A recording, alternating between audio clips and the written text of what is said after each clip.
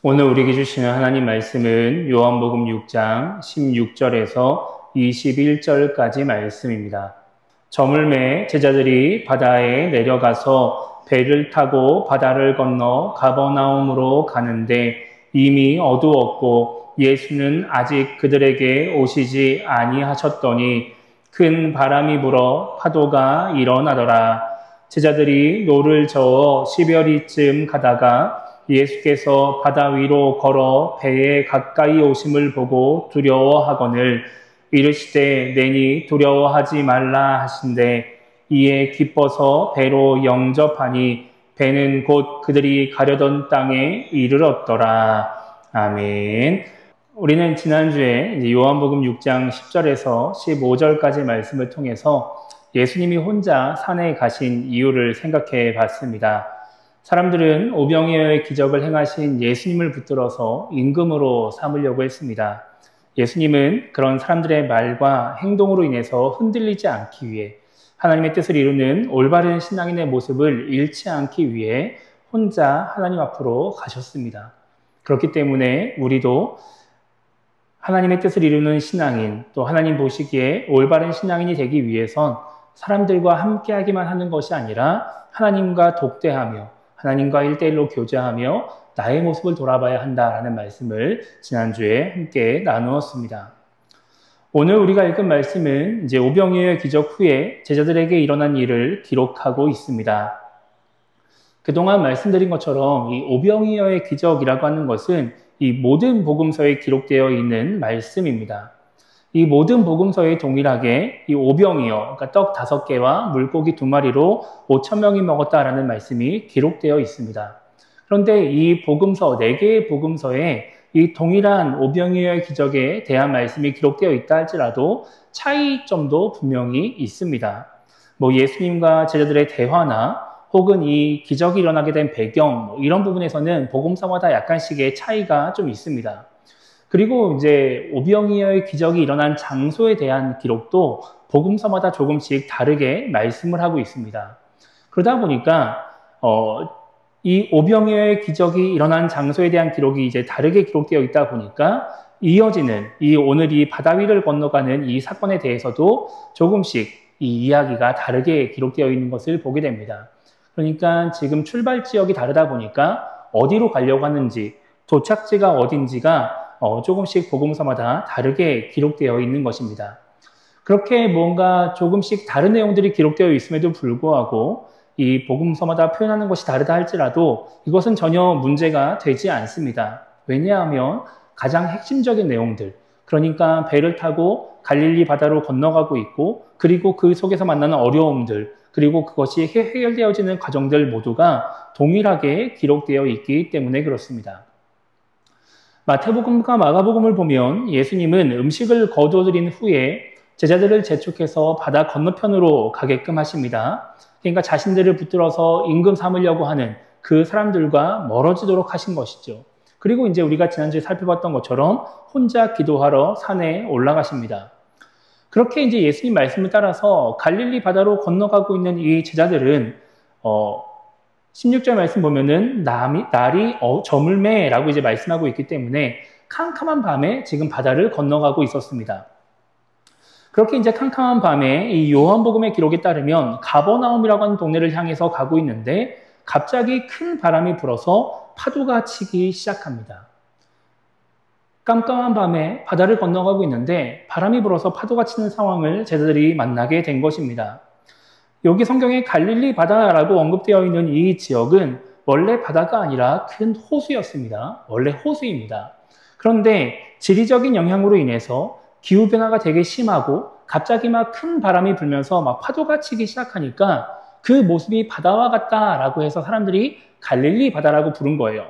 그러니까 지금 이 말씀에 나오는 갑자기 큰 바람이 불고 파도가 치는 상황들은 갈릴리에 살고 있는 사람들, 그리고 갈릴리 바다에서 고기를 잡고 있는 이 예수님의 제자들에게 있어서는 아주 익숙한 상황인 것이죠.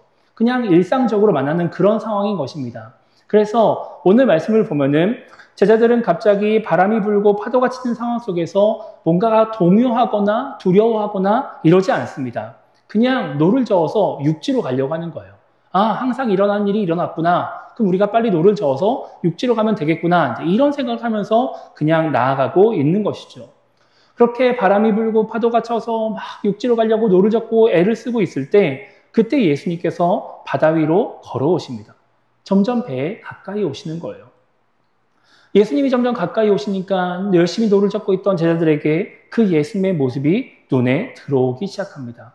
그리고서 그 모습을 본 제자들은 깜짝 놀라서 두려워합니다. 깜깜한 밤인데 뭐 지금처럼 막 밤에도 막 불이 밝고 이런 곳이 아닌데 그냥 바람이 불고 파도가 치고 있는 그 상황 속에서 사람의 형체를 한 어떤 존재가 다가오고 있으니까 무서운 거예요.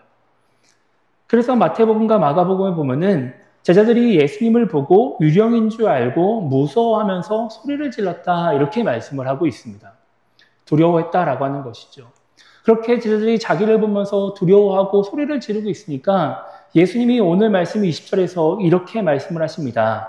내니 두려워하지 말라 이렇게 말씀하세요. 나다, 내가 왔다. 유령 아니다. 그러니까 두려워하지 말아라. 이렇게 말씀을 하고 계시는 겁니다. 제자들의 입장에서 이 상황을 생각해보면 지금 바람이 불고 파도가 치는 가운데 예수님이 자기들 가까이에 오셨습니다. 예수님인 걸 알았어요. 아, 예수님이구나. 그래서 두려워하고 있던 그 마음이 다 사라졌습니다. 그런데 문제는 여전히 바람과 파도는 멈추지 않고 있습니다. 눈앞에 보이는 존재가 유령이 아니라 예수님임을 확인하고 나서 두려움이 사라지기는 했지만 지금 이들이 처한 상황은 변하지 않고 있다는 거예요. 여전히 어려움과 고난 가운데 있다라고 하는 것이죠. 그렇다면 지금 제자들은 예수님이 오셨으니까 이제 예수님이 우리에게 가까이 오셨으니까 이 상황이 해결되겠구나 이런 생각을 했을까요? 예수님이 이제 오시면 바람도 멈추고 파도도 멈추고 이제 우리가 안전하게 우리의 목적지를 향해 갈 수 있겠구나 이런 생각을 했을까요? 그렇지 않습니다. 제자들은 그런 생각을 하지 않았어요. 마가복음 6장 51절과 52절을 보면은 이렇게 말씀하고 있습니다. 배에 올라 그들에게 가시니 바람이 그치는지라 제자들이 마음에 심히 놀라니 이는 그들이 그 떡 떼시던 일을 깨닫지 못하고 도리어 그 마음이 둔하여졌음이로라 이렇게 말씀하고 있습니다. 그러니까 지금 제자들이 예수님을 만났어요. 만나서 예수님이 배에 타셔가지고 바람과 파도가 잔잔해지니까 놀란 거예요. 아니 어떻게 이런 일이 생기지? 어떻게 이럴 수가 있지? 이런 생각을 하게 되었던 것이죠. 그러니까 예수님이 가까이 오시면서 그들에게 다가오고 있을 때 제자들은 예수님을 보고서 아 예수님만 오시면 이제 문제가 해결되겠구나. 아 우리 상황이 더 좋아지겠구나. 우리가 이 어려움에서 벗어나겠구나. 이런 생각을 하지 못했다라고 하는 것입니다. 예수님이 그 상황을 해결해 줄 거라고 하는 믿음이 그들의 마음에 없었다는 거예요. 몇 시간 전에 예수님이 오병이어의 기적을 행하셨음에도 불구하고 지금 눈앞에서 바다 위를 걸어오는 그 기적을 보고 있음에도 불구하고 예수님이 이 상황을 해결할 것이라는 생각이 그들의 마음에 없었다라고 하는 것이죠. 그냥 유령이 아니구나. 아 이제 두려워할 필요가 없겠구나. 아 괜찮다. 아 예수님이 오셨네. 그냥 이런 정도의 생각만 그들은 가지고 있었다라고 하는 겁니다. 그렇게 예수님이 가까이 오고 여전히 바람이 불고 파도가 치고 있는 그 상황 속에서 오늘 말씀 21절을 보면 예수님의 제자들은 예수님을 보고서 이렇게 반응을 합니다. 이에 기뻐서 배로 영접하니 배는 곧 그들이 가려던 땅에 이르렀더라 이렇게 말씀하고 있어요. 예수님이 배에 타셔서 바람과 파도가 잔잔해지기 전에 아직 바람과 파도가 불고 있을 때 그들은 예수님을 보고서 어떤 마음을 갖느냐? 기뻐했다라고 하는 것이죠. 기뻐서 예수님을 배로 영접했다는 거예요. 환영했다는 거예요. 예수님 잘 오셨습니다. 어서 빨리 타세요. 이런 식의 말을 하면서 예수님을 배에 태웠다라고 하는 것이죠. 제자들은 예수님을 보고 기뻐했습니다. 아직 이 상황이 바뀐 것도 없고 고난이 끝난 것도 아니지만 예수님이 상황을 바꿔주실 거라는 믿음이 있는 것도 아니지만 그냥 그 상황에서 기뻐한 거예요. 왜 기뻐했느냐? 예수님 때문이었다라는 것이죠. 예수님이 오셔서 그냥 기뻐했다라고 하는 거예요. 여전히 상황과 환경이 나아지지 않고 고난과 어려움 가운데 있지만 예수님과 함께 할 수 있다라고 하는 그것으로 인해서 이들은 기뻐했다라는 것입니다. 여러분, 이 세상을 살아가는 수많은 사람들은 참 수고하면서 애를 쓰면서 살아가고 있습니다. 자신의 삶 속에서 할 수 있는 것을 최선을 다해서 감당하려고 노력하며 인생을 살아갑니다. 학생들은 학생들대로 열심히 공부를 하고, 직장인들은 직장인들대로 열심히 일을 하고, 또 우리 모두가 각자의 삶 속에서 내가 해야 될 일들을 참 열심히 감당하며 살아가고 있습니다. 우리가 그렇게 인생을 열심히 살아가고 애를 쓰고 수고하는 이유가 무엇일까 생각해 보면 지금의 삶이 뭔가 나에게 주어질 그 상황들이 조금 더 나아지기를 바라기 때문인 것 같아요.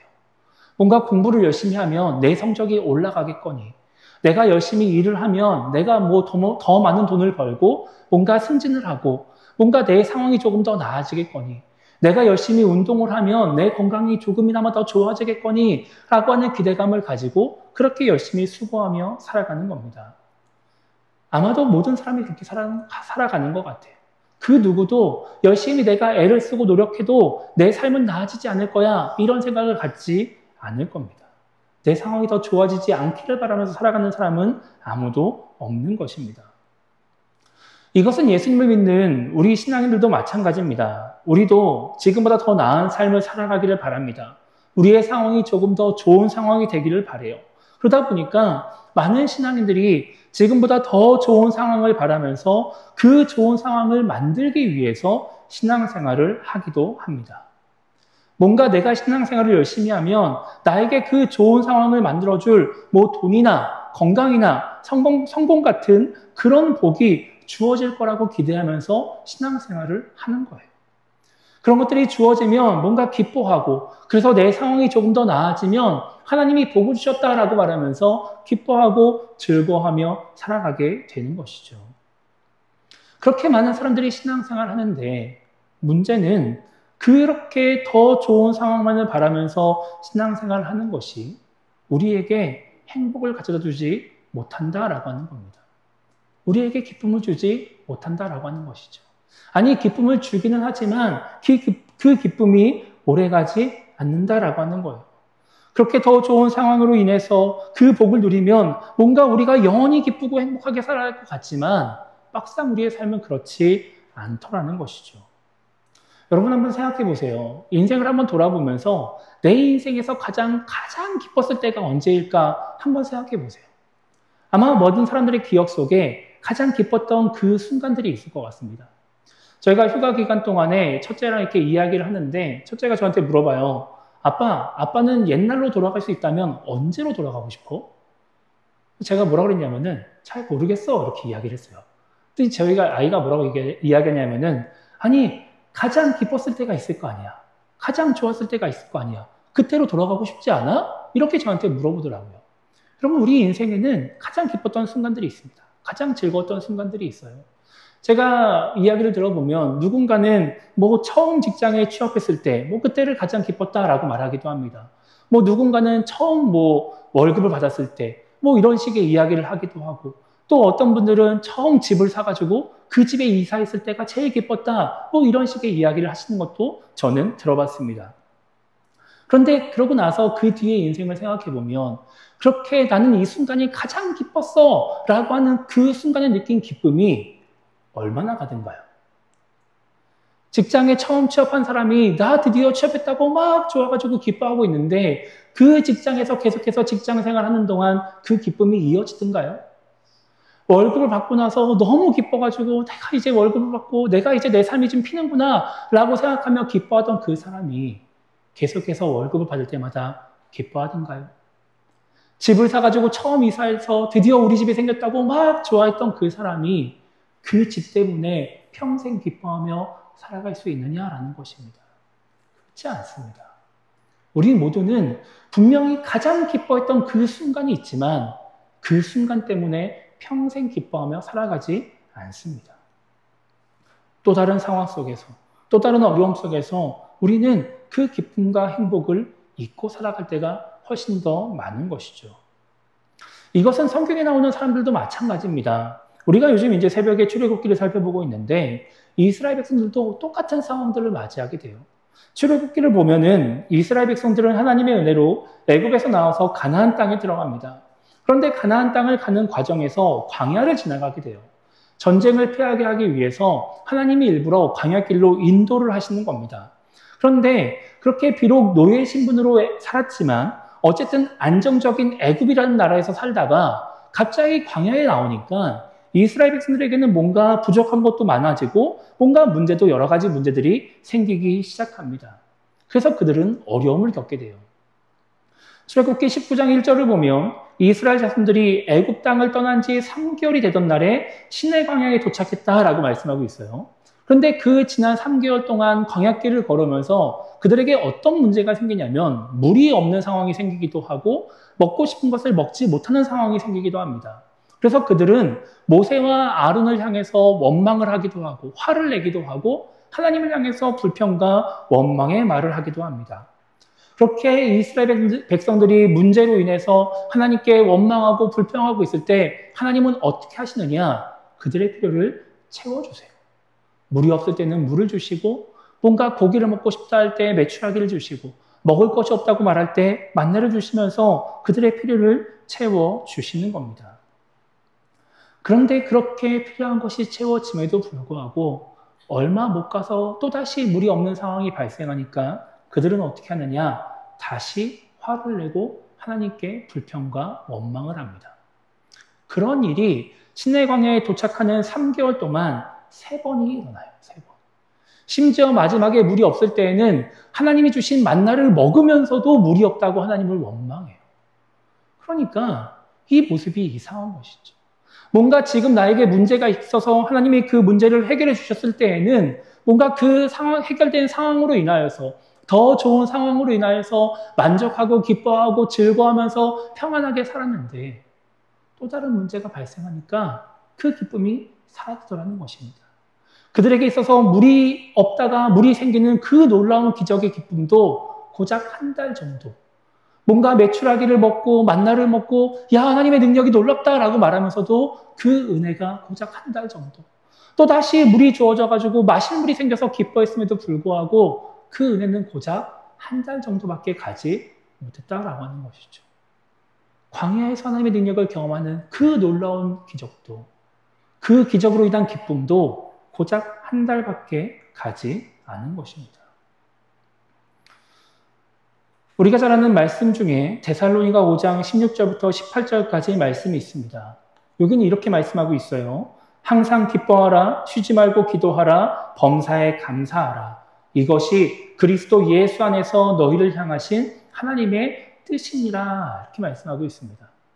여기서 말하는 하나님의 뜻이 무엇일까요? 우리를 향한 하나님의 뜻이 무엇이죠? 항상 기뻐하고 쉬지 말고 기도하고 범사에 감사하는 것입니다.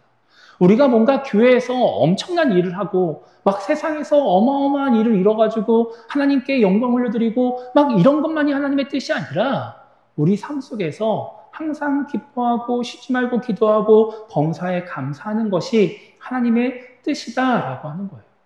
그런데 많은 신앙인들이 이 첫 번째 말씀에서 걸려 넘어집니다. 항상 기뻐하라 라는 이 말씀도 우리가 이루지 못하며 살아가는 것입니다. 이스라엘 백성들처럼 기뻐하기도 하고 만족하기도 하지만 때로는 눈앞에 있는 상황 때문에 불평과 원망을 하면서 항상 기뻐하지 못하는 것이죠. 그러면 우리가 아무리 열심히 예배를 드리고 기도하고 헌신하고 봉사해도 하나님의 뜻을 이루지 못하게 되는 거예요. 내가 아무리 세상에서 하나님께 영광을 올려드리고 여러 가지 일을 감당한다 할지라도 우리는 온전히 하나님의 뜻을 이루는 사람이 되지 못한다라고 하는 것입니다. 왜 그럴까요? 왜 하나님을 믿는 사람들이 항상 기뻐하며 살아가지 못하는 것일까요? 그것은 계속해서 우리가 더 좋은 상황을 바라기 때문인 거예요. 더 좋은 상황이 주어져야 기뻐하기 때문인 것입니다.